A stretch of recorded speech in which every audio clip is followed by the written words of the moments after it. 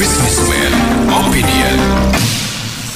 Oke, mitra bisnis, lagi-lagi anomali terjadi di negara kita ini, di mana cadangan beras nasional disebut melimpah dan di Bulog ada cadangan beras pemerintah sebanyak 3,9 juta ton.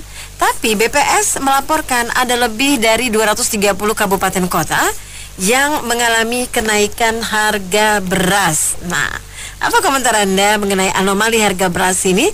Apa yang sebenarnya terjadi? Di satu sisi dikatakan stok melimpah, tapi di sisi lain ada banyak kota yang mengalami kenaikan harga beras. Dan apa yang harus dilakukan oleh pemerintah? Silakan Anda bisa ke line telepon 50918877 atau di 0816924924. Ini untuk WhatsApp call ya. Di 0816924924. Dari sekarang yang zamannya zaman anomali. Jangankan harga beras, berasnya aja anomali. Saya beli beras Pandan Wangi. Kebetulan saya sering masak nasi ya. Pandan Wangi itu mahal kan, menurut saya udah mahal. Itu kalau sehari habis besoknya udah kayak bau gitu. Jenek kalau dia bilang itu berair. Nah, saya sekarang beli yang murah, yang Setra Ramas apa tuh ya. Harganya cuma 13.000. Memang agak keras tapi 3 hari pun nggak basi. Kan itu anomali juga sebenarnya. Nah, itu satu. Yang kedua, pertumbuhan ekonomi 5,12%. Ternyata kenyataan di lapangan kan berat, semua berat. Kalau pertumbuhan bagus kan tentunya lancar. Nah, ada lagi anomali yang lain lagi. Kita bantu ke Gaza itu 10.000 ton beras. Nah, kita sendiri kelaparan. Nah, kan banyak anomali-anomali. Satu lagi APBN itu kan pendidikan 20% dari jatah semua. Cuman itu disusupin dengan makan gratis makan bergizi gratis 40%. Berarti kan untuk biaya pendidikan itu cuma 56%. Kan anomali juga sebenarnya. Jadi sekarang ini Indonesia zamannya zaman anomali, ngeri. Kita gak usah heran ya. Terima kasih. Iya, kalau saya lihat sih, yang saya dengar juga ya, program Prabowo kan katanya ingin meningkatkan atau ekstensifikasi sawah-sawah ya untuk produksi beras gitu. Seharusnya kalau memang itu diimplementasikan dengan baik ya, kita cukup ya untuk beras gitu. Nah, kenapa harganya naik ya? Kemungkinan di pasar ada permainan mungkin ya di antara distributor atau pedagang beras, sehingga beras itu tahan. Dan ya memang di pasaran sendiri kenyataannya memang sulit sih cari beras ya saat ini ya. Harganya memang cenderung naik kan kalau memang dia langka gitu. Cuman yang memang perlu dilakukan pemerintah ya, intinya sih yang pertama sih sawah-sawah perlu dibuat lagi ya, karena kayak misalnya daerah industri Kerawang gitu ya, atau daerah-daerah lain yang tadinya sawah berubah menjadi industri dan juga perumahan gitu, sehingga kan lahan-lahannya habis tuh. Sedangkan penduduk Indonesia kan terus meningkat gitu. Itu perlu dikembangkan kembali sehingga kita bisa swasembada pangan gitu. Terus yang kedua, mengadakan sistem monitoring juga ya. Monitoring dalam arti gini, sentra-sentra produksi beras itu perlu diinput datanya ke sistem informasi pangan nasional gitu.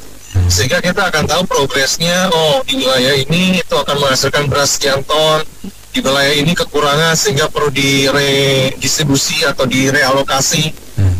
Lalu yang ketiga ya, Menteri Pertanian itu juga perlu melakukan pengawasan ya, termasuk perdagangan, Menteri Perdagangan gitu melakukan pengawasan terhadap pangan nasional agar harganya lebih stabil ya dengan ketersediaan tadi gitu, tidak ada yang melakukan penimbunan atau penahanan gitu. Dan kalau beras mas, saya dulu ada tetangga itu jual beras kayak gitu, dia timbun. Dia juga bilang kok ntar kalau misalnya naik baru dijual. Itu bukan pedagang besar loh, istilahnya. Ya dia ada sih supply ke eceran, tapi dia belum gede-gede banget, itu aja dia. Dan di tukang beras juga yang tempatnya saya lihat ada kok, mereka jadi kayak mau tinggal ada plastiknya, mau merek apa gitu, tinggal dimasukin aja gitu, ntar dia jahit sendiri. Ya kan, itu mungkin yang dimaksud oplosan itu mungkin kayak gitu kali. Ya jadi emang ya kayak gitu-gituan adalah pasti. Udah itu kalau nggak ditusuk kan, dia keluar dikit, jadi nggak pas. Ya kayak gitu-gitu udah sering sih. Cuman sih saya melihatnya gini, kalau kenaikan 1.000-2.000, kalau buat orang yang bisa beli sih nggak masalah. Tapi kalau dalam jangka panjang, saya ngelihatnya sih gaji ya, kalau orang lihat gaji itu kenaikannya itu selalu dibawa sama inflasi, kenaikan harga barang. Jadi dalam jangka misalnya 10 tahun, 20 tahun itu nggak bakal kekejar. Entah dia itu bisa naik jabatan atau dia pindah ke tempat lain atau dia cari sampingan, itu nggak bakal kekejar. Sekarang uang sekolah aja berapa? Uang sekolah anak. Jadi maksud saya ya, selain beras ini ada kenaikan yang lain gitu. Jadi dalam jangka panjang ini jadi masalah. Sebenarnya pemerintah itu kan kalau mereka kan enak, tinggal naikin aja, mau untung mau rugi kan perusahaan bodo amat kan. Tapi kalau masyarakat kan nggak bisa gitu loh. Kadang ada yang gajinya masih di bawah UMR lagi. Jadi gimana? Ini kan masalah yang harusnya pemerintah yang memikirkan. Apakah itu distribusi ataukah dia harus kasih operasi pasar atau apa, itu sebenarnya pemerintah yang mikirkan gitu. Kalau ditanya ke kita juga, kita kasih saran juga. Kalau pemerintahnya nggak gerak ya gimana ya? Kan bukan kita yang ngatur gitu ya, Mas Ansel ya. Harusnya mereka yang atur dong. Gitu aja. BPS pernah menerbitkan merilis ya data pertumbuhan ekonomi Indonesia 5,12% nih. Nah, banyak sekali pakar yang menyatakan masa sih, jangan-jangan salah. Nah, saya berpikir juga nih, kita kan boleh ya berpikir liar. Jangan-jangan salah ketik tuh, bukan 3,19 tapi 1,39, jangan-jangan. Salah input lah, salah data lah, salah hitung lah, jangan-jangan loh ya. Itu yang pertama. Yang kedua, memang tadi sudah banyak disebutkan bahwa harga beras itu naik sejak ditemukannya dari masalah oplosan maupun timbangan yang tidak tepat, tidak pas. Nah, kan katanya kok ini melawan hukum ekonomi. Saya bukan orang ekonomi ya, jadi gampangnya gini, ini berasnya melimpah tapi harganya tetap tinggi. Nah, beras melimpah itu di mana? Di Bulog. Oke, Bulog itu milik siapa? Milik negara ya, pemerintah yang mengendalikan. Jangan-jangan nih, apakah pemerintah memang kepingin harga beras itu tetap tinggi, padahal mereka mendapatkan dengan harga yang murah, sehingga mereka dapat profit yang lebih besar. Sepanjang masyarakat tidak komplain, ya sudah bikin aja. Itu pikiran liar ya, jangan-jangan dugaan. Tapi ya silakan masyarakat yang menilai. Tapi memang harusnya kalau masalah beras itu kan kebutuhan pokok masyarakat Indonesia ya. Bahkan sampai di Merauke, di daerah-daerah terpencil, mereka pun juga menukarkan banyak hal untuk beras. Nah, ini kalau menurut saya, apakah permasalahannya di Kementerian Pertanian yang salah data, atau Kementerian Perdagangan yang tidak bisa mengantisipasi, atau ya itu tadi ada permainan sehingga ya sudahlah, masyarakat mampu kok, masih bisa, kita kan lumayan dapat untung banyak gitu kan ya. Kalau 1 juta dikalikan 1.000 perak kan lumayan, udah dikali berapa. ya.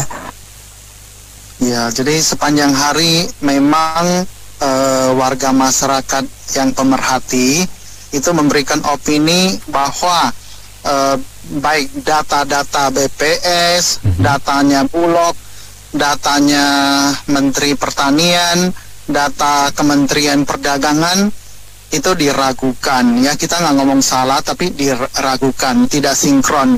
Satunya bilang berlimpah, satunya itu harga naiknya itu sampai membuat warga masyarakat itu menjadi susah karena harga-harganya itu lebih tinggi dari daerah lain dan mengalami kelangkaan. Ini kan tidak sinkron dan itu tidak seharusnya terjadi karena di dalam satu tubuh pemerintah. Jadi dalam satu tubuh pemerintah itu hanya antar kementerian dan lembaga itu angkanya bisa beda. Harusnya kan satu suara. Jadi menurut saya memang ada indikasi ngarang-ngarang angka pertumbuhan, angka stok, yang klaim Bulognya berapa, yang klaim BPS angka berapa, tetapi real lapangan itu yang berbicara. Rakyat yang berbicara, yang mengalaminya, dan real lapangan berbicara.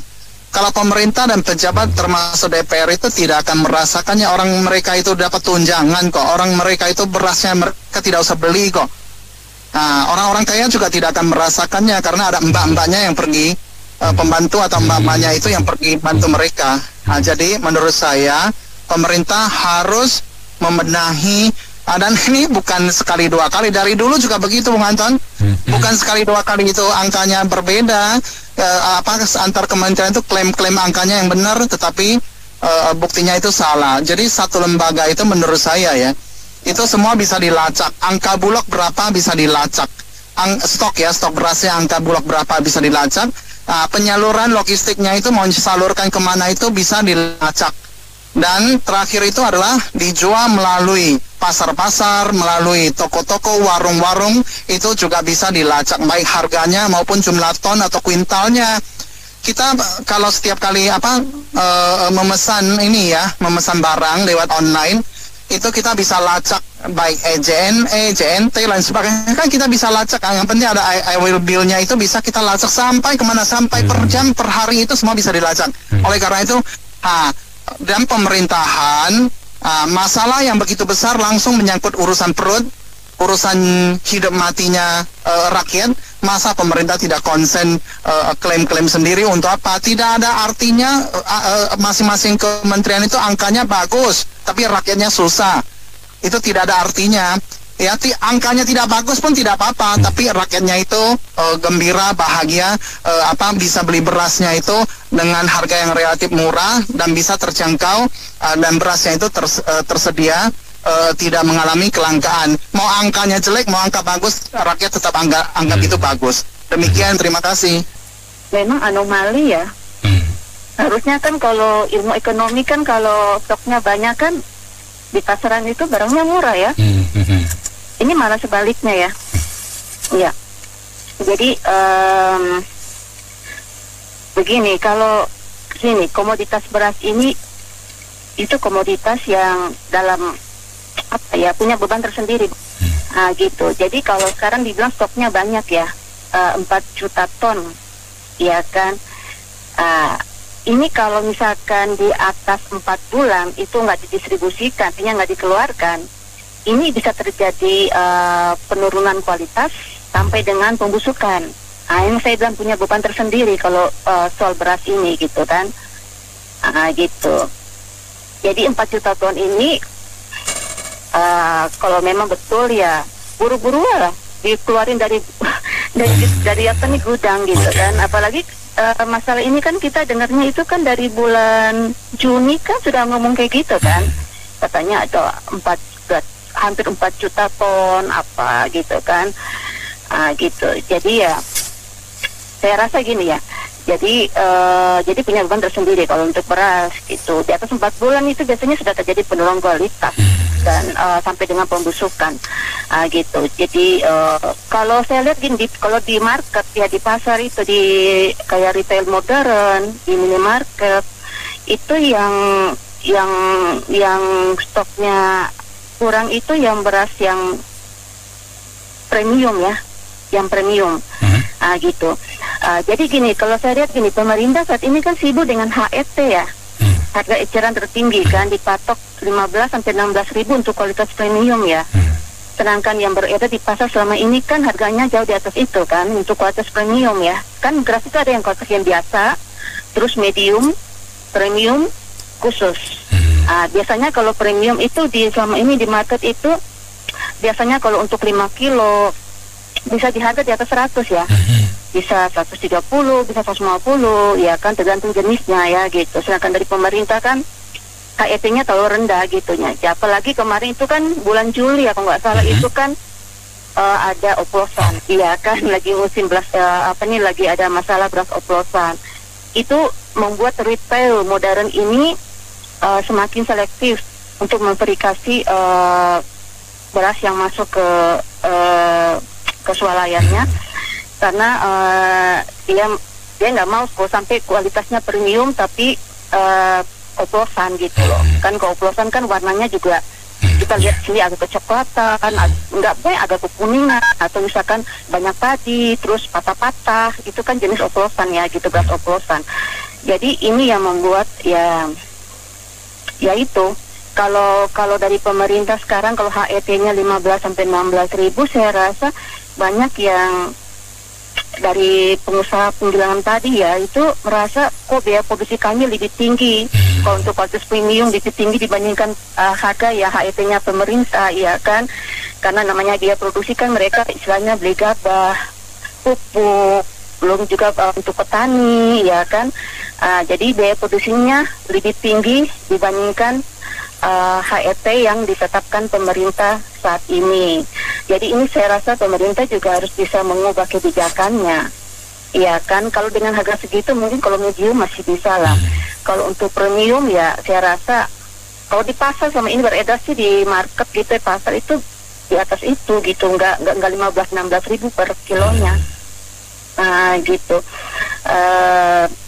Jadi saya rasa ini ya harus jadi apa ya pemerintah harus baiki. Gini aja sih sebenarnya pemerintah saat ini kalau memang misalkan kayak misalkan ekonomi itu misalkan masih di bawah sekarang di bawah 5 ya jujur ya kan, ya kita membantu juga kan, tapi juga bisa membantu pemerintah, yuk sama-sama kita meningkatkan ekonomi. Jadi jangan kayak anomali, blunder, mengaku-ngaku tapi nggak transparansi dan sebagainya, takutnya nanti buat gejolak lagi, iya kan. Jadi lebih sekarang jujur, transparan, udahlah kalau memang belum ada segitu, belum ekonominya saat ini memang di bawah 5 ya diakui aja lah, ya kan, supaya kita semua harus saling membantu.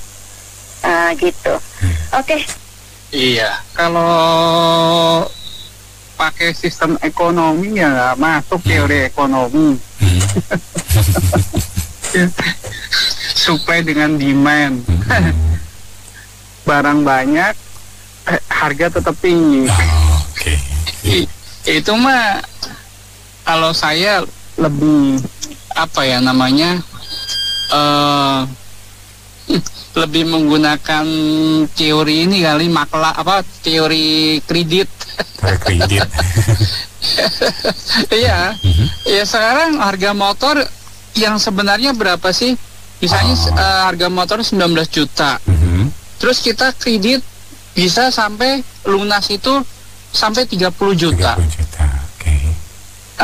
Ya mungkin mereka hitung ada biaya perjalanan, ada biaya ini itu gitu kan, nggak mau rugi.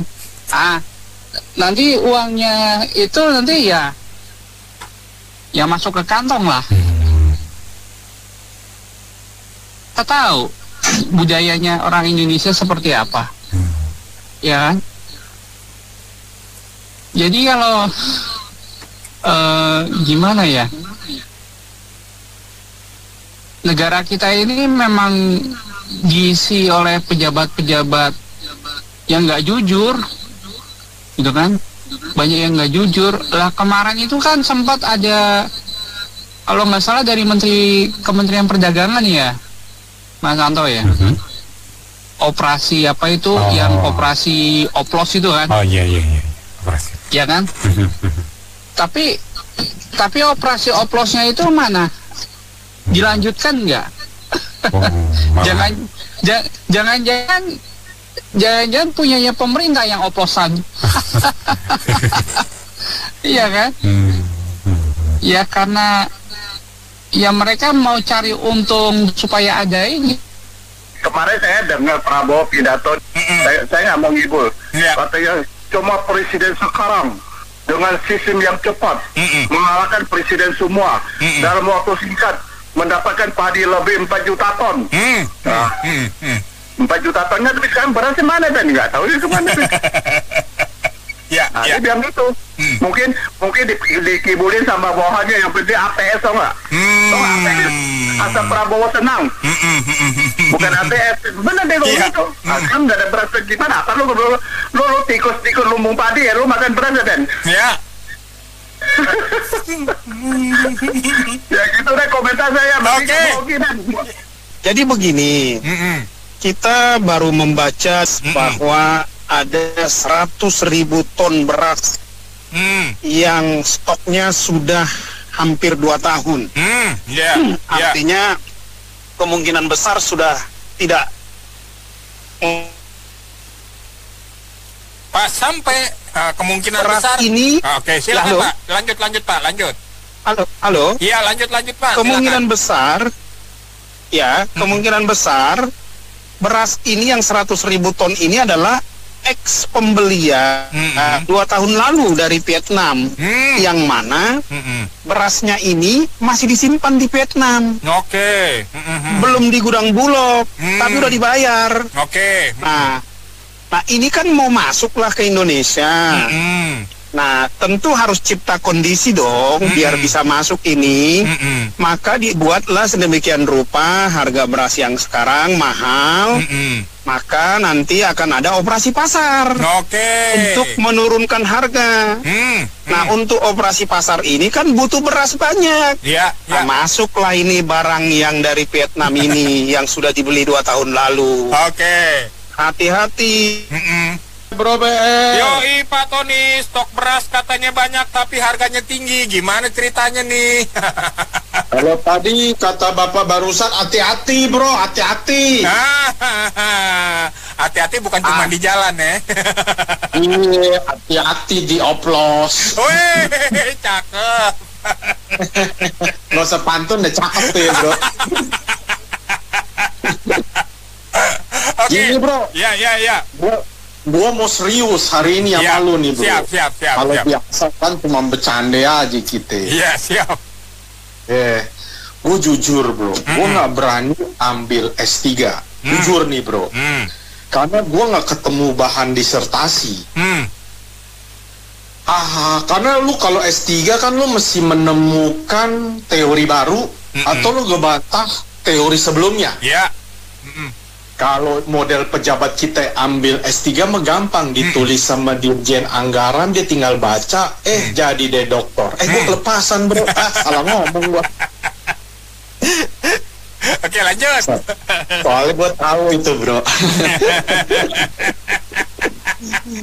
Jadi gini, kita sama-sama ambil dokter, kita bantah teori ekonomi bro. Yang namanya teori ekonomi itu yang berlaku umum, supply dan demand. Betul.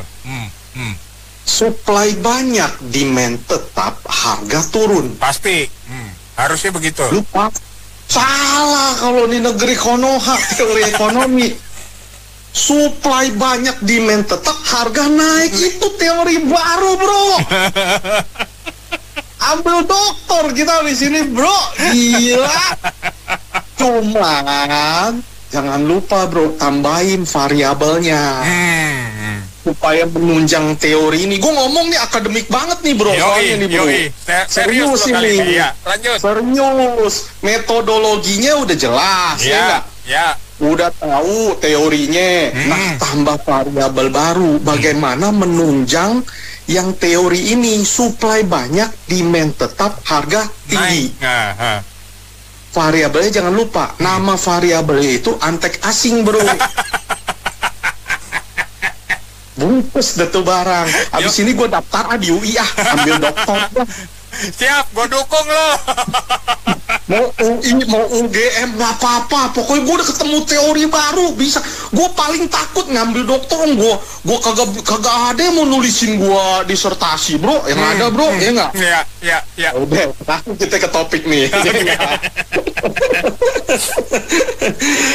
Kalau lo tanya, ya lah, Indonesia apa sih yang kagak anomali, bro? Gua ini berasa seperti deja vu. Oke. Lo ngerti deja vu dulu waktu Soeharto ini mimpin.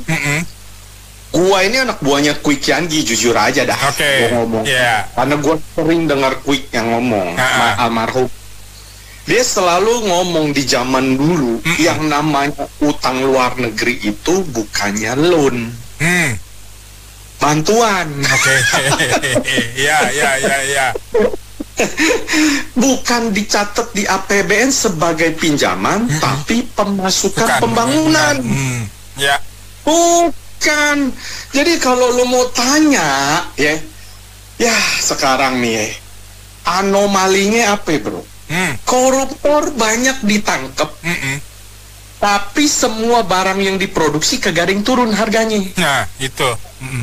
Contohnya Pertamina, maaf gila-gilaan udah ketangkep, kagak turun tuh harga bensin. Iya. Anomali mah banyak, bro, enggak? Nggak cuman satu, pokoknya hiduplah pemerintah kita, enggak? Saran gua ini, enggak? Kalau Prabowo nggak kuat, ganti Kim Jong Un, enggak? Kemarin gue baca berita pejabatnya salah hitung cadangan pangan, hukumannya mati, bro. Di sono dikorut ya. Di Konoha hidup makmur, gaji tinggi, fasilitas mewah, enggak?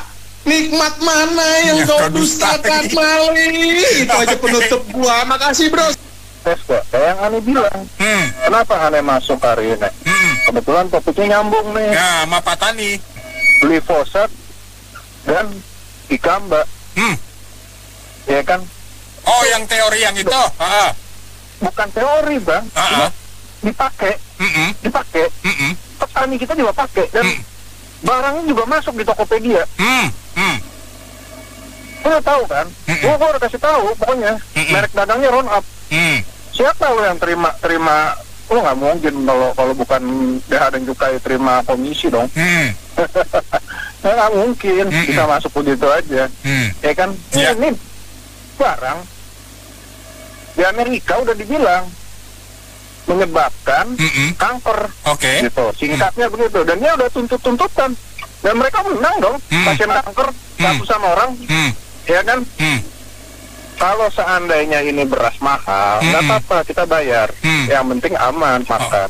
Ya kan? Memang dari Departemen Pertanian ada uji kadar residu glifosat, tapi diuji nggak bener. Satu, ya kan? Terus yang kedua, itu kalau ternyata memang mereka nggak nguji mana, ya kan? Sedangkan pasien kanker yang di Indonesia tuh ini udah nomor 4, padi termasuk. I see. Kedelai ya lebih, makanya kenapa Amerika selalu teriak-teriak, lu beli kedelai. Ya. Ya kan? Itu satu ya. Yang kedua ya, udahlah, ini harusnya di auditnya semua Departemen Pertanian juga termasuk nih. Nggak apa-apa, Bu. Orang makan harga beras udah mahal dikit nggak apa-apa, yang penting lo aman. Tapi lo udah bayar tinggi aman nggak? Kalau udah bayar mahal tapi nggak aman, itu. Udah bingung lo. Siapa yang bisa dipercaya? Ya kan? Iya ya. Di negara kita kalau pangan rumus supply and demand nggak berlaku loh. Padahal rumus ekonomi itu ngatur ekonomi pangan ya. Iya, teori jadi nggak berlaku semuanya, Pak. bingung. Jadi yang dipelajari di sekolah di universitas sia-sia dong kalau dipraktekkan di negara kita nih ya, kemungkinan ya. Iya. Jadi error kata komputer gitu, error. Makanya begini, bukan hanya beras yang naik melonjak harganya. Ya. Mayur lauk pauk juga naik. Kalau buat orang menengah atas, mereka punya uang, Mas. Tapi kalau buat orang menengah bawah, 60% data Bank Dunia itu fakir miskin, yang 194 juta orang kalau tidak salah, itu kan bermasalah. Banyak yang sudah duitnya tidak cukup sampai akhir bulan, Mas. Karena naiknya bahan sembako ini, sayur mayur, lauk pauk, beras, dan lain-lain. Apalagi kalau beras hilang biasanya harga mau naik. Waduh. Kalau beras hilang biasanya harga mau naik. Kan dihilangin dulu, kan seperti itu. Tanda-tanda itu udah gejala dari dulu. Ya kita tidak heran lah. Lalu bagaimana caranya pemerintah tuh membuat, ini kan tahu kita yang berkuasa nih pedagang kartel dan anak buahnya kemungkinan. Segala hasil pertanian, perkebunan, peternakan, perikanan atau pangan tuh menguasai kartel biasanya. Dan mereka dapat izin nih ekspor impor ya dari kerjasama yang di atas kemungkinan ya. Tapi dari itu sudah dapat izin. Lalu kalau ini tidak di atas kita, biarpun pemerintah melakukan operasi pasar, HET, harga tertinggi dan lain-lain, itu semua tetap rakyat kesulitan, di bawah masih banyak. Benar. Karena kan semuanya kurang. Sedangkan rakyat yang butuh banyak. 60% kan tadi masyarakat miskin dapat Bank Dunia 124 juta orang. Kalau semua butuh makan, beras atau apapun cara mau yang naik terus harganya ya otomatis kesulitan, Mas. Kemungkinan seperti itu. Di Cibodas duduk di bawah pohon pinus. Cakep. Digigit semut, rasanya gatal. Artinya? Katanya beras surplus. Cakep. Tapi kenapa harganya mahal? Nah, itu dia. Itu dia. Aduh, teori ekonomi itu balik-balik semua, Pak. Udah, Pak. Sekarang ini kan zamannya anomali. Jangankan harga beras, berasnya aja anomali. Saya itu sekarang kan suka masak nasi nih. Beli beras yang pandan wangi. Itu kalau dimasak besoknya udah kalau orang Jawa bilang cimek. Ya, agak-agak basi-basi. Iya, betul. Nah, saya pikirnya jangan di oplos nih berasnya. Sekarang saya beli beras yang murah yang 13 ribuan, malah bagus. Kan anomali teman-teman. Iya, terbalik-balik ya, Pak ya. Terbalik-balik. Bukan itu aja, pertumbuhan ekonomi 5% bukan main. Iya. Ada lagi anomali, nyumbang beras 10.000 ton. Rakyatnya kelaparan. Coba itu masih banyak anomali. Jadi memang sekarang zamannya anomali, nggak usah bingung, nggak usah heran. Yang penting saya dengar suaranya Bung Ber udah tenang. Amin. Thank you, Pak. Saya udah lama kirim salam buat Bang Ali nih. Iya, Bang Alisan. Nggak pernah nongol Bang Ali ya. Iya, Pak. Yang rame fuso aja. Salam buat Dede Tony itu. Oke, siap. Terima kasih. Satu bahasanya, iya enggak? Iya, bro. Om Ber mau lari kemana lu? Gua tau hari ini lu pakai topi warna apa? Udah kelihatan lagi ya. No life kota utuh, tapi kalau kota kagak dipakai-pakai juga hangus. Benar. Ya, Om Ber. Gue mau bertanya Om Ber, waktu masih kerja sebagai karyawan, sekarang sih masih karyawan. Gue mau kuliah S2 Om Ber itu setelah jam kerja Om Ber. Kuliah 1,5 tahun 2 tahun baru keluar gelar gue. Gue heran Om Ber, itu ASN itu gak udah kerjanya ketegi tapi gelarnya ada depan belakang seabrak itu. Kapan kuliahnya? Mungkin ada undang-undang pembuktian terbalik gelar lu gitu ya Om Ber ya. Nah, kedua Om Ber, kenapa gua mau ambil S3 khusus mengenai pangan dan beras Om Ber? Oke, gimana tuh? Gua akan tantang guru besar gue. Mana ekonomi lu, barang banyak harga turun, banyak peminat harga naik segala macam. Sekarang kagak, pokoknya sekarang susu gula lu, suka-suka gue, masalah buat lu. Selamat sore dari Jepang. Ya, saya pikir ini sebuah cerminan ketidakmampuan polisi dalam hal ini reserse kriminal bidang ekonomi dalam mengantisipasi pelaku-pelaku kejahatan ekonomi. Karena ini kan rantai pasok sembako ini kan sesuatu yang sederhana sebenarnya. Betul Pak. Dari petani atau dari impor, kemudian sebelum sampai ke rumah konsumen rakyat, maka ada pedagang besar, ada pergudangan, ada grosir dan seterusnya. Jadi kalau sampai katanya yang diimpor atau yang dihasilkan tani di panen raya banyak, tapi di hulu ya, di hilirnya nggak ada, berarti kan ada di tengah-tengah yang nyangkut. Nah masalahnya, apakah polisi punya kapabilitas atau integritas untuk mau mengecek yang di tengah-tengah ini? Misalnya atau jangan-jangan mungkin ada oknum yang terlibat ya, oknum dalam hal ini. Yang sebenarnya dia bagian daripada mafia spekulan tembakau. Jadi mereka tahu di mana titik-titik impor dan titik-titik produksi. Mereka tahu pula di mana konsumsi terbanyak, tentu di 15-20 kota terbesar di Indonesia ya. Nah, di titik-titik itu kan pasti banyak grosir dan potensi spekulan. Nah, apa yang dilakukan oleh kepolisian yang bersifat antisipatif, apa pula yang bersifat investigasi atau bahkan penangkapan. Kalau itu tidak pernah ada, maka ini hanya akan giliran, hari ini beras, besok bawang, besok cabai, besok bawang putih, dan seterusnya gitu. Jadi saya pikir memang anggaran 153 triliun yang ditambahkan kepolisian atau menjadi 153 triliun, anggaran yang mubazir ya, ini menurut saya pribadi gitu. Jadi ini anggaran yang mubazir. Kalau hanya untuk beli pentungan atau beli peluru karet untuk menghalau kerusuhan, ya kita tidak akan pernah menjadi negara modern gitu. Nah, oleh karena itu mari masyarakat betul-betul dilaporkan ke polisi kalau di kota Anda itu terjadi harga-harga sembako naik, karena ada potensi spekulan bermain di situ gitu. Terima kasih. Komentar saya banyak tengkulak yang bermain di situ. Jadi beras itu ditahan, itu mesti ada orang intel yang mengawasi ini, karena mereka itu menahan harga pasar. Jadi harga jadi naik semua karena permintaan banyak, penawaran sedikit, jadi naik harga. Kalau penawaran banyak, permintaan sedikit, harga turun. Itu aja. Cuman itu pakar ekonomi. Banyak tengkulak-tengkulak itu menahan. Jadi pemerintah harus bergerak cepat untuk menangkap tengkulak-tengkulak itu. Nah, pertanyaan saya cuma satu. BPS itu ngasih data itu, ngambil data itu benar atau tidak? Atau asal teka-teka saja dia? Asal tebak-tebak manggis? Pertanyaan saya cuma itu aja.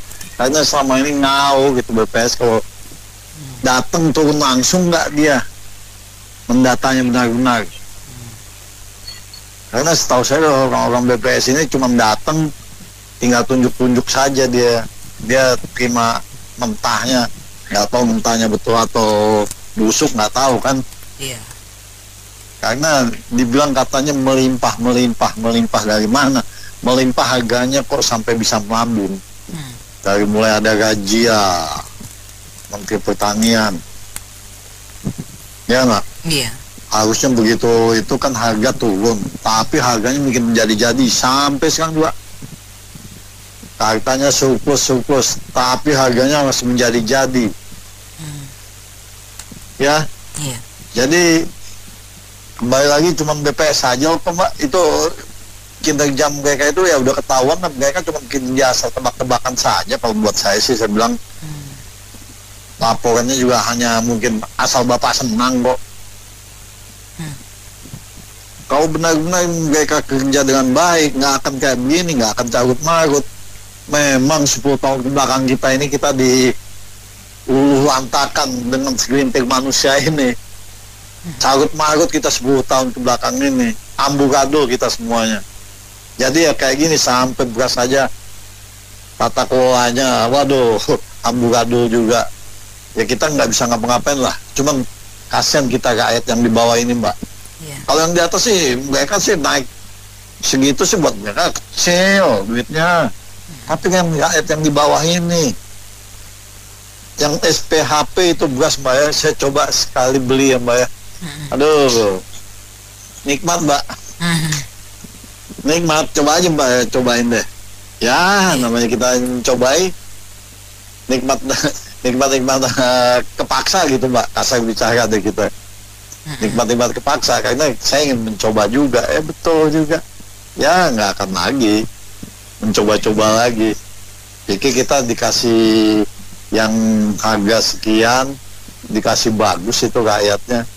Ya tahulah kan produk-produk Bulog kan harga mungkin sudah berapa bulan yang udah bengkak-bengkak, lempar deh ke kita. Contohnya hasilnya kayak begitulah. Jadi ya udah, kita syukurin aja, kita lihat saja ini segelintir manusia yang mengelola. Kalau bisa sih nanti Bapak Presiden kita ini ke depan ini segelintir manusia yang memporak-porandakan ini diajukan saja kalau memang terbukti, tanpa pandang bulu siapapun dia.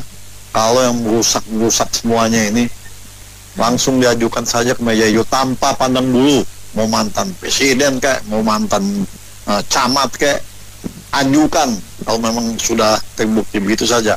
Ya, pemerintah kita itu ya sudah bermain sampai tahap glorifikasi ya. Yang penting punya buzzer ya, punya menteri yang dukung dia, kemudian data dimodifikasi ya. Kalau saya nggak mau ngomong manipulasi atau apa, karena banyak permainan di dalam ya. Terus ngaku dia sukses ya. Ya itu, bahwa rakyatnya masih miskin, masih lapar, masih ya gojek tambah banyak, pengangguran nambah. Oh, dia nggak ngeliat itu. Penting tumbuh 5,12%, kemiskinan turun. Ya menurut versi dia. Dia juga ngakunya saya tidak akan mundur selangkah pun. Nah, tapi peduli aja nggak jelas ya kan. Itu versi dia punya, versi dia. Rakyat kemarin demo itu dianggap makar ya, bukan menuntut keadilan sosial, bukan mengekspresikan diri, dianggapnya ini makar. Jadi distorsi itu ternyata seorang pemimpin bisa hidup, ya bisa berjalan seolah-olah normal ya, karena sudah dikopasi banyak hal ya, akademisi lah, profesor lah, pengusaha juga apalagi ya, termasuk rakyat miskin yang ya bisa dibayar dengan bansos ya, ya gitu. Jadi terfragmentasi ya masyarakat kita. Kita ngakunya susah, dia bilang enggak, lu aja yang malas. Begitulah ya, jadi permainannya udah sedemikian rupa. Makasih. Kalau secara saya belusukan nih Mbak ya, Mama kan belusukan ya kalau bandingin harga ya. Bener sih, ya emang iya sih. Iya, kita ke agen yang satu, oh harganya segini ya, ntar pindah dulu. Bener sih, iya. Gitu tuh. Nah, kalau faktanya di lapangan nih memang ya, namanya saya ikut grup Mak Arisan juga. Jadi sejak ini Mbak, sejak ada indikasi temuan dari Kementerian Pertanian ya Pak Amran Sulaiman itu kan, itu ya dalam arti pengusaha-pengusaha nakal nih Mbak ya kan, tanda kutip ya. Ya memang kan tujuannya boleh lah ya, kita namanya berusaha, tujuannya bisnis ya, tujuannya untuk mencari profit cuan-cuan gitu ya Mbak ya. Tapi karena dicampur ya Mbak ya, dicampur. Kalau di minimarket itu kan ada yang kelas medium ya. Kelas medium ada salah satunya brand minimarket juga ya. Itu ngeluarin produksi beras ya. Saya nggak perlu sebut lah nanti iklan ya. Nah itu harganya waktu itu sih berkisar 70-an ya Mbak ya, per 5 kilo ya kan. 70 something lah ya. Ya 70 something ya. Nah kalau kan ada ada medium, ada premium, ya Mbak. Betul. Nah, kalau yang premium tuh kayak beras-beras wangi itu, yang pandan gitu ya, harganya mungkin di atas itu lah ya, 90 sekian gitu. Nah, memang saat ini langka. Saya cek di minimarket itu juga yang beras medium sudah belum ada, Mbak. Mungkin masih di. Nah, ini tadi saya bilang ya bisnis nakal ya kan, sudah dikasih kepercayaan tapi dioplos. Ya, jadi bukan cuman premium aja nih ya, beras juga dioplos. Ini saking kreatifnya apa gimana ya, Mbak? Saya bingung ya. Orang gini, Mbak, misalnya kita beli yang premium aja, memang kok rasa-rasanya itu kayak medium gitu ya. Kayak ya kalau mama tahu lah ngerasain namanya masak nasi ya. Kok ternyata ndelala ya bener yang tadi ya, yang harga premium pun diganti dicampur ya, dicampur dengan medium. Jadi di minimarket dekat rumah itu pun ya, yang Maret itu lah ya, belum udah bulan Agustus tetap aja ya, September Maret juga ya tetap ya. Nah itu Bu nggak ada Bu, adanya yang premium 90 sekian per 5 kilo ya. Nah tapi kalau di agen-agen kulaan gitu, nah itu ada sekitar harganya berkisar 10, 11, 12 per liter. Nah, kalau liter kan 800 gram. Ya. Lebih sedikit ya, Mbak. Kalau 5 kilo kan 6,2 liter, ya tak? Nah, kalau liter kan lebih sedikit lah. Itu ada masih. Nah, yang jadi catatan ada tetangga saya itu kan lansia ya, Mbak ya. Lansianya itu ya dia memang harus dibantu gitu ya. Nah, dia punya kartu lansia itu dari anggaran APBD Pemprov ya. Nah, itu Mbok ya ditambah gitu loh anggarannya per bulan. Saya tanya berapa? Opa, saya bilang 300 katanya. Mbok ya ditambah ya sebulannya, itu kan APBD DKI kan besar ya, Mbak, 9,1 nih kalau Mas Pram sama Bang Dul denger nih ya. Itu kartu lansia, terus yang kartu pelajar juga. Nah, itu ternyata menurut si Mbah ini itu bisa ambil digesek untuk ambil sembako. Nah, sembako didistribusikan di kelurahan-kelurahan gitu ya. Nah, dia juga ngeluh. Sudah beberapa bulan ini yang beras medium, biasanya tuh saya tanya berasnya mereknya apa? Oh, ini medium ini. Yang tadi 69, 70 sekian itu loh, Mbak, yang di minimarket. Itu juga nggak ada. Belum ada. Nah, berarti mungkin ya, masih kan sekarang sudah itu ya, Mbak, apa jenengnya? Sudah dihilangkan tuh medium, nggak ada, ya kan? Iya, betul. Adanya beras apa ya? Saya kalau nggak salah beras general sama beras apa gitu. Itu ya, yang topi chef ya, topi chef. Jadi, itu ada. Jadi, emang yang medium nggak ada, Nena juga lihat kok. Terus? Iya, jadi ya jenengnya aja, namanya jadi ganti gitu loh, bukan medium premium tuh udah nggak ada. Jadi cuma ada 2 kelas lah gitu loh. Saya lupa itu bahasanya apa gitu. Memang ada gitu. Jadi dia mau gesek pakai beras apa untuk beli ambil beras, kan ada daging gitu ya, Mbak ya. Ada susu, bagus sih sebetulnya. Cuma kok ya cuma segitu ya, Bu, anggarannya diganti gitu, anggarannya dinaikkan gitu loh. Yang pelajar juga bisa, Mbak, memang pelajar yang pemilik KJP itu ya. Tapi ya saran saya ditambah lah itu, karena ya menurut saya ya belum pantas lah ya, apalagi udah digesek. Ya memang ditukar sembako murah, Mbak, jadi harganya jadi berapa gitu ya. Nah, memang beras itu nggak ada, memang sejak itu tadi ya, saking kreatifnya pebisnis cari untung gitu kan, dicampur dioplos-oplos ya, memang belum ini. Nah, itu mungkin yang mempengaruhi kenaikan harga distribusi, jadi sampai ke konsumen tuh jadi nah ini perlu ini nih Pak Menteri, Pak D. Amran ya. Nah, harusnya nih distribusinya dievaluasi lagi. Kalau memang nggak ada medium lagi, ya cepatlah didistribusikan, karena di minimarketnya juga langka gitu. Itu kalau kita masih ingat ya, kabinet baru dari pemerintah baru ini baru jalan berapa bulan, ada yang klaim nggak 3 juta rumah sudah ready, gratis lagi. Gila, ini main sulap atau apa nih? Baru jalan 1 bulan 2 bulan ya, pemerintah ini udah berhasil 3 juta rumah nggak tahu 3 apa 4 lah, klaimnya kan gila-gilaan, nggak pakai modal. Iya, 3 juta klaimnya. Ngomong, udah hanya dibuka sama pelan-pelan kita cerna, ini orang ahli sulap atau ngibul, ternyata ngibul, ya kan? Kemudian ini ya, tahu-tahu beras surplus 4 juta, ini surplus dari mana?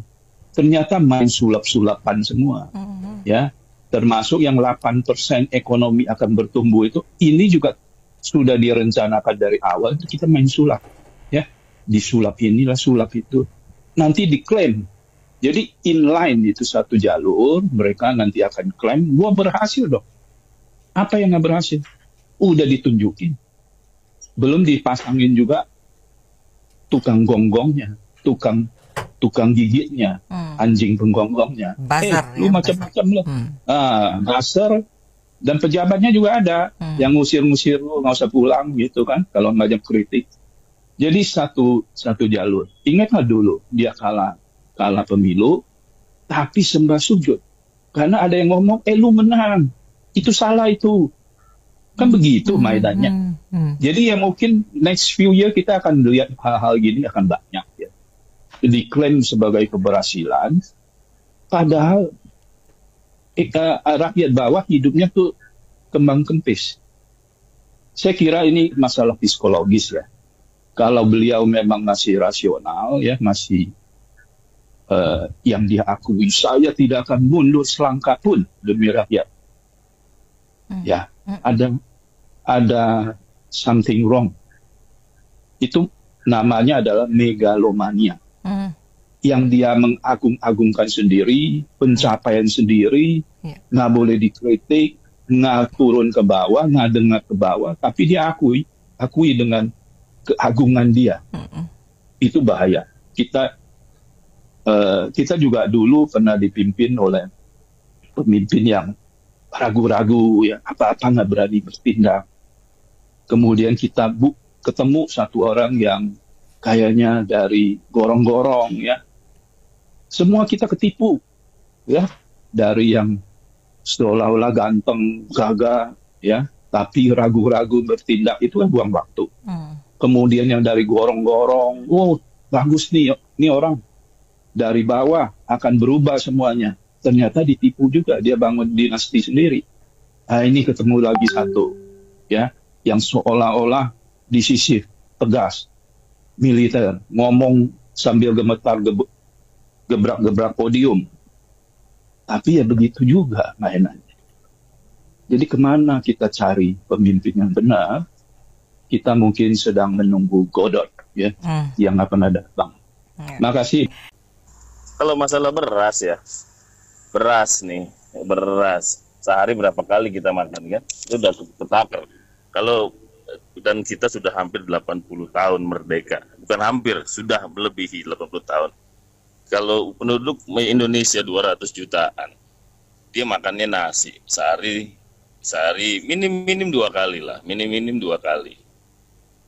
Bego-begonya pemerintah dengan segitu gelar bejibun, dengan segitu banyak kementerian, dan hari ini tonggak programnya bro kita satu itu adalah ketahanan pangan.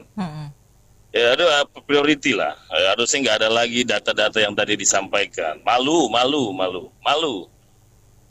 Ini apa ini, manajemen warung aja nggak begitu, apalagi manajemen sekelas banyak orang-orang yang ada di kementerian yang luar biasa, di DPR, MPR, dan semua eksekutif yang memang fokus untuk program terkait si Babe. Ada yang salah sama para pola pikir teman-teman kita. Akhirnya masyarakat nggak lagi berpikir logika relevan, mereka berpikir apa yang bisa mereka lakukan dengan kekuatan hari ini. Itu seperti yang kita lihat bersama, Bu. Saya prihatin, kita semua prihatin, maunya nggak ada lagi korban jiwa, maunya nggak ada lagi ya ayo segera pemerintah bereaksi, real impact, lakukan yang harus dilakukan hari ini. Kebijakan yang dianggap harus kontra ya set it down dulu lah, kita naikin dulu biar masyarakatnya hari ini ada kegembiraan sedikit. Apa beras naik, terus juga beli kabarnya ya pembelian dibatasi kebetulan. Kalau gue kan jarang beli beras. Kabarnya beli dibatasi cuma per 5 kilo gitu katanya, nggak boleh lebih gitu ya. Kan negara ini apa sih yang nggak anomali? Apa coba sekarang ada yang bisa jawab nggak? Beras melimpah, panen surplus, bla bla bla, harga naik, gitu.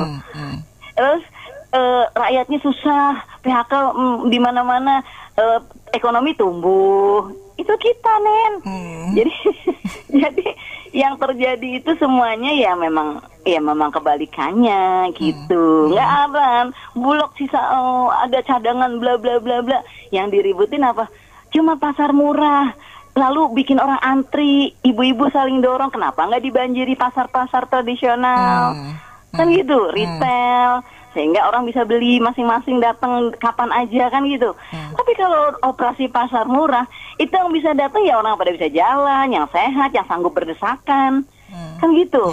Orang-orang lansia yang nenek-nenek ngomong cucu nggak bisa datang. Kan jadi susah gitu. Jadi memang pemerintah kita dari dulu sampai sekarang ya memang serang itu menyusahin rakyatnya. Maksudku gini, kalau Anda nggak bisa mensejahterakan, ya jangan menyusahkan gitu loh. Jangan bikin susah gitu. Jadi sekarang kita juga jangan kehilangan fokus atas demo kemarin. Kita harus dikawal, rubah isunya. Kita kan rakyatnya senang gampang lupa, Tidak ada isu baru tenggelam yang kemarin kan gitu. Sehingga pemerintah senang bikin isu baru aja, buat yang baru rame hilang gitu. Sekarang masalah demo larinya kemana-mana. Kita damai nggak didengar, kita anarkis dibilang makar. Nah itu kalau mau tahu negara kita. Jadi ya kalau soal beras lagi-lagi tugas siapa sih sebetulnya? Menteri Pertanian atau Bulog? Kan susah kita mau menunjuk siapa. Menteri Perdagangannya sama pertaniannya juga nggak connect gitu loh, Satu bilang surplus, satu bilang perlu impor kan gitu. Jadi kalau rakyat Indonesia itu sekarang benar-benar lagi diuji kesabarannya. Kita demo, kita konven salah, kita diem juga salah. Gitu. Jadi emang serba salah ya. Jadi untuk pemerintah fokus aja nih sama yang saat ini lagi rame, saat ini yang jadi tuntutan. Diselesaikan dulu nih satu, kan itu masing-masing ada kementeriannya gitu loh. Jadi ya kan soal beras ya udah urusan yang ngurusin beras lah. Presiden udah urusin nih masalah demo ini gitu. Selesaikan tuntutannya, terbitkan tuh perpu gitu loh, perampasan aset. Jadi substansinya nggak ketemu nih. Kemarin ketemu jenguk ke Polri, yang dibahas ngalor ngidul begitu. Substansi tuntutannya nggak ada. Saya khawatirnya sekali lagi terjadi letupan lebih besar, Iya. Karena karena masyarakat merasa dikibuli. Sekarang ini kita sering bilang, masyarakat kita udah cerdas, tapi pemerintahnya nggak mengikuti kecerdasan rakyatnya. Itu masalahnya. Lalu bilang non aktif, tapi masih tetap dapat gaji, kan sama aja bohong. Itu masalahnya. Iya betul sih. Jadi kan itu akan berhenti apabila siang orang-orang ini mau mengundurkan diri kan, menyerahkan surat untuk pengunduran diri. Pertanyaannya mereka mau nggak? Atau dipecat gitu, ya? Dipecat kan bisa. Apa enggak? Itu sih, kalau dia, karena itu administrasinya, mereka mengundurkan diri atau meninggal dunia, baru bisa diganti, pergantian antar waktu. Kalau enggak, ya nggak bisa. Nah, merekanya lagi seneng, ngapain gue mundur, biarin aja, rakyat kan taunya gue non aktif. Malah enak dong, nggak kerja, tapi digaji. Beras, 12 juta gue.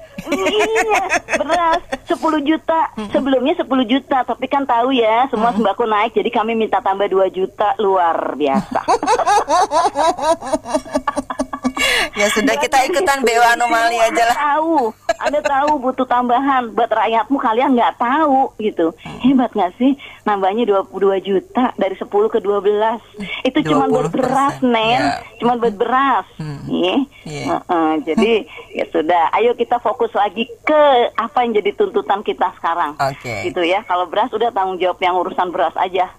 Inilah salah satu kekurangan kita di Indonesia, yaitu apa? Data. Udah itu antar kementerian itu masih ada sektor ego sektoral. Ini seharusnya di Kementerian Pertanian kalau ada isu ini segera koordinasi dengan Kementerian Perdagangan. Kita anggap data BPS itu adalah aturan. Itu mereka harus koordinasi. Lantas masuk ke Bulog. Itu harusnya mereka udah bisa segera saling telepon dan ini ada apa yang terjadi. Karena kadang-kadang di bawah, di market kita nggak bisa kontrol. Ada distributor, ada mereka main-main ketiga. Saya baru hari Minggu kemarin, hari Minggu persis, saya ke satu supermarket yang cukup ramai di Jakarta. Itu beras satu pun nggak ada. Iya, memang saya pikir saya cari-cari barangkali masih ada 10 butir gitu, 10 butir pun nggak ada sis.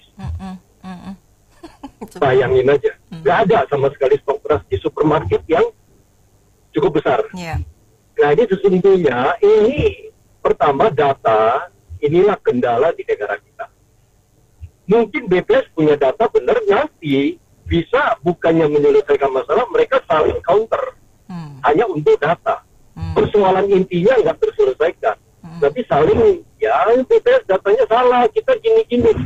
Harusnya ego sektoral segera diatasi dan mereka harus koordinasi. Pak Amran langsung telepon ke Bulog, Menteri Perdagangan, langsung koordinasi lapangan. Ini ada apa, siapa main, kita segera turun. Harusnya itu yang dilakukan. Itu perlu kita lihat timnya Pak Prabowo. Terus terang Kementerian Pak Prabowo karena saking gendutnya mungkin beliau menyesuaikan dengan postur tubuh beliau, sehingga ini yang terjadi. Jadi geraknya susah, geraknya lelet. Ini yang terjadi. Ini kan udah ada banyak wamen, entah di departemen kementerian ada, tapi itu yang terjadi hari ini kita melihat. Satu hal aja saya masih entah saya mau mengatakan bersyukur apa enggak, at least kita data penduduk itu udah ada NIK. Bayangkan, kalau kita punya pemilu berkali-kali yang lalu, itu kalau nggak ada NIK, ini negara semakin gampang diprovokasi. Ini kita masih bersyukur ada NIK, walaupun terciptanya KTP atau IKTP itu dengan drama sekian parahnya, dengan korupsi dan lain-lain. Sampai yang namanya Setnov masuk, udah itu 15 tahun, enggak semuanya 7 tahun dapat keluar. Ya kan? Inilah negara kita. Dan Pak Prabowo, kita itu bukan mau ngulik-ngulik lagi yang udah terjadi, tetapi hari ini setelah kejadian minggu kemarin, kita ingin pemerintahan duduk dengan legislatif, dan legislatifnya itu bukan Korea-Koreanya sih, tetapi ketum-ketumnya duduk bersama, harus bereskan urusan ini. Anda adalah panutan di masyarakat bawah. Kalau Anda tegas, statement Anda jelas, kita mau bereskan Indonesia karena ada momentum ini, kita masyarakat nanti akan ikut. Mungkin barangkali kalau Anda tegas, presiden, eksekutif tegas, legislatif tegas, yudikatif mau nggak mau ngikut. Karena sekarang semuanya main sehingga 3 lembaga tertinggi negara ini amburadul. Jadi Pak Prabowo tolong dengar lagi, Anda bereskan urusan ini, mengatasnamakan momentum yang terjadi seminggu lalu. Ketua-ketua umum kalau nggak mau ikut, Anda jalan sendiri. Masyarakat 10% yang putih, kita akan mendukung Anda. Harapan kita gitu Pak Prabowo. Kalau Anda berhasil, gua pertama kali ajak Pak Prabowo kita makan nasi goreng Makassar sis. Emang biasa bohong, pejabatnya kan dididik untuk bohong. Mau tahu contoh kebohongannya? Tenang, harga bensin tidak naik, tapi disesuaikan. Coba lu mikir, Mer. Yang goblok siapa? Yang ngomong siapa? Iya. Jadi pembohongan ini dijajalkan, tetapi belakangan intensitasnya semakin tinggi, semakin masif. Jadi kalau dibilang berasnya banyak, dimakan siapa tuh beras? Makan jin, ya enggak? Jadi, Mer, siapapun yang belajar ekonomi, yang namanya hukum ada barang, ada permintaan, barang banyak, permintaan stabil, harganya pasti turun, betul nggak? Kalau kita belajar ekonomi, ya nggak? Tetapi di Konoha Yang terjadi sebaliknya, ketika barang banyak permintaan stabil, harganya tinggi. Lu balikin ilmu lu ke guru lu, lu protes, Pak, gue belajar kok gak kayak begini, enggak. Sia-sia gue sekolah rasanya, enggak begitu dong, Mer. Iya kan? Namanya hukum supply demand itu di negara kita ini, Pak. Berarti buku-buku yang saya baca itu ngaco. Gitu, Mer. Ya enggak? Kita salahkah belajar? Mungkin iya. Yang benar siapa, Mer? Pemerintah. Kita salah, Mer. Lah, kita kan emang bodoh.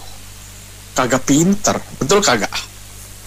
Jadi buat saya ini bisa jadi bahan disertasi, Mer, untuk nanti ambil S3 mungkin, karena gue kan belum ambil nih, Mer.